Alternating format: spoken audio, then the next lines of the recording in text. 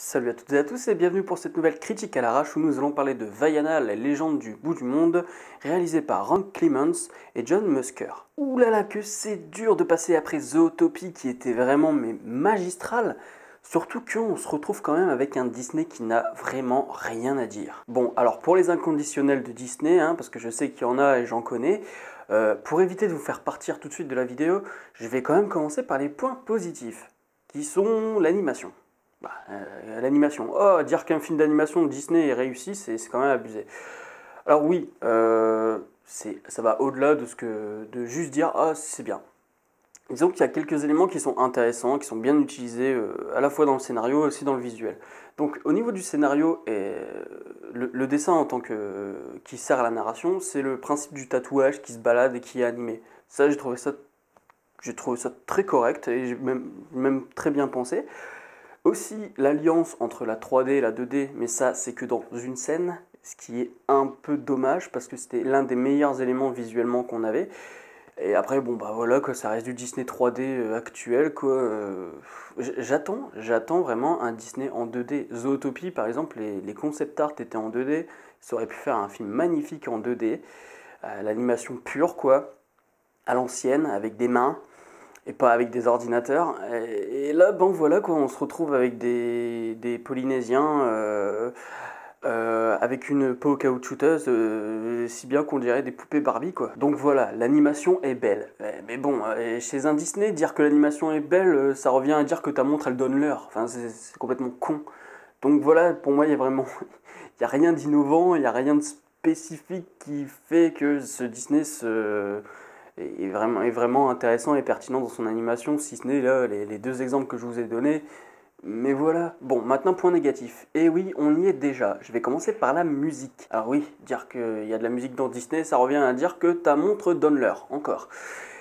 Mais chez Disney, quand t'as de la musique, c'est pour présenter un personnage, pour créer une ellipse, pour essayer de remplacer une temporalité linéaire, histoire de faire passer un temps beaucoup plus avancé, de manière elliptique, vu que c'est sous effet de clip.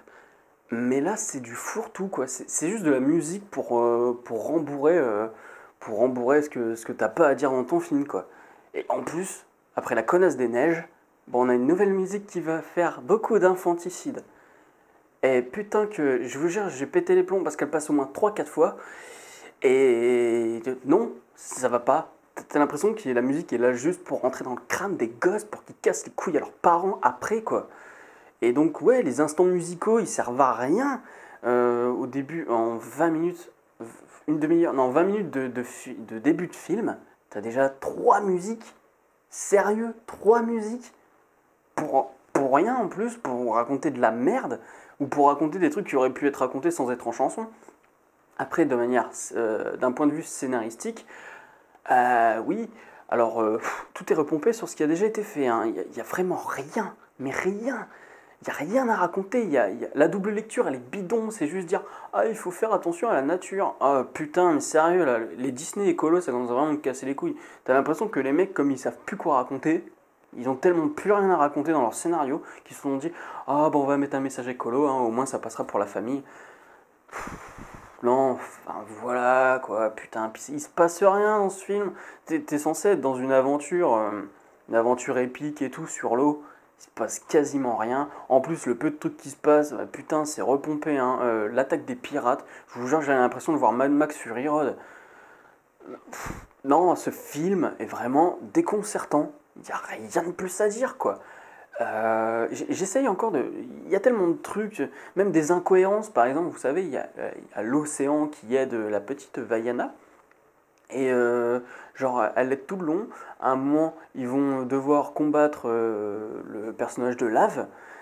Et bizarrement, l'océan n'intervient pas. Par contre, quand ils ont passé la sorte de passerelle, enfin la petite embouchure qui mène à l'intérieur de l'île, le monstre de lave qui balance une boule de feu, et là t'as l'océan qui se met en route pour arrêter la boule de feu. Putain, pourquoi tu t'es pas mis en avant pour essayer d'aider Vaiana au moment où elle était beaucoup plus en danger que ça? Et c'est un peu le même principe que dans Le Seigneur des Anneaux, les aigles, ils débarquent de nulle part alors qu'ils auraient pu dès le début les amener au volcan, quoi.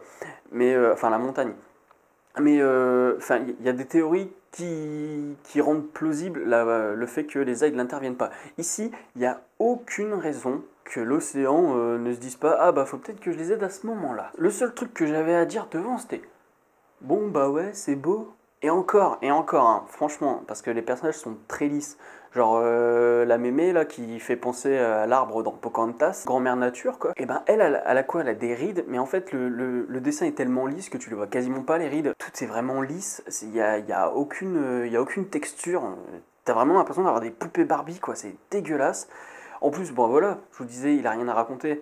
Euh, le délire là de Vaiana qui veut passer la frontière de corail pour aller vivre l'aventure, et franchement, c'est Pocahontas, c'est Mulan. D'ailleurs, il y a des petites phrases qui sont intéressantes, comme son coéquipier, là, son demi-dieu, là, qui dit: ouais, t'as une robe, t'as un animal de compagnie, t'es obligatoirement une princesse. Ce qui est vrai, parce que quand tu regardes dans les Disney, à chaque fois que t'as une princesse, voilà, elle a toujours son putain d'animal de compagnie.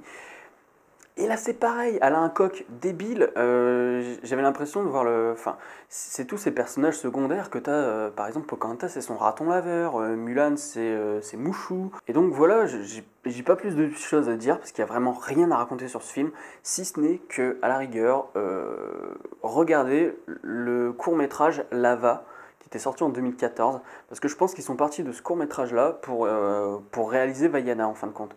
C'était un peu le court-métrage test qu'on avait mis avant Zootopie ou avant Cendrillon. Non, avant Cendrillon, c'était un court-métrage sur la Reine des Neiges. Donc Lava, je crois que c'était passé juste avant Zootopie. À vérifier. Mais en salle, c'était pas. Moi, je l'avais vu peut-être avant Zootopie. Mais voilà quoi, regardez le court-métrage Lava et allez pas vous emmerder parce qu'il dure quasiment 2 heures quand même. 2 heures pour raconter ça, il n'y a vraiment rien. Tout ça pour revoir des trucs que tu as déjà vus encore et encore et encore et encore. Et après la Reine des Neiges qui nous a cassé les couilles, qui nous casse encore les couilles avec son libéré-délivré, et ben là on va avoir pareil quoi. Sauf que là ce sera plus la Reine des Neiges, ce sera la Reine du Corail quoi. Après la connasse des Neiges, la connasse du Corail. J'avais oublié un visuel concernant une scène phosphorescente. Voilà, mais dis donc, ça relève le niveau. Donc voilà, Vaiana jusqu'au bout du monde ou je sais pas quoi là, n'y allez pas, ça sert à rien. Et puis bah, je vous dis à la prochaine, salut.